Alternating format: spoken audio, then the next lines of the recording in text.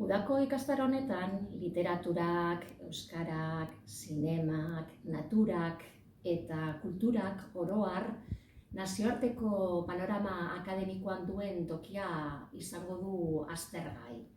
Horretarako, irakasleak esperientzia dutenak izango dira bertan, guk irakurle deitzen ditugunak, eta baita gai hauetan adituak direnak. Horretaz gain, euskal ikasketetan Etxeparek daukan sarea ezagutzeko aukera izango dugu, eta nazioarteko unibertsitatetan irakaslea edo guk deitzen dugun irakurlea izatea zer den ere ikusteko aukera izango dugu zuzen-zuzenean. Metodologiari dagokionez, aurten berrikuntza gisa, egongo dira alde batetik hitzaldiak eta beste alde batetik lantegiak.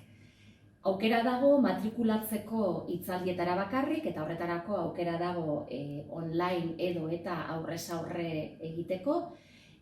Eta lantegietan parte hartu nahi izan ezkero, orduan hitzaldietan eta gero talde txikitan egingo genuke lan.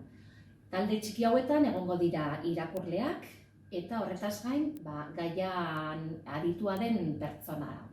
Ikastaro hau norentzaten?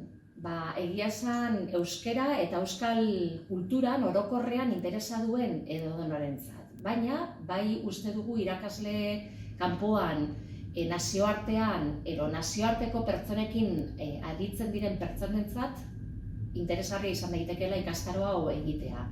Nazioarteko pertsonekin bai atzerrian, bai hemen Euskal Herrian adibidez, ez dakit gurera etortzen diren nazioarteko ikasleak, Erasmus taldeak, eta horretaz gain ere, izan daiteke egokia migratzaileekin edo migratu duten pertsonekin lan egiten duten pertsonentzat, eta pixka bat Euskal Herriaren argazkia edo argazki orokorra transmititu nahi dienentzat.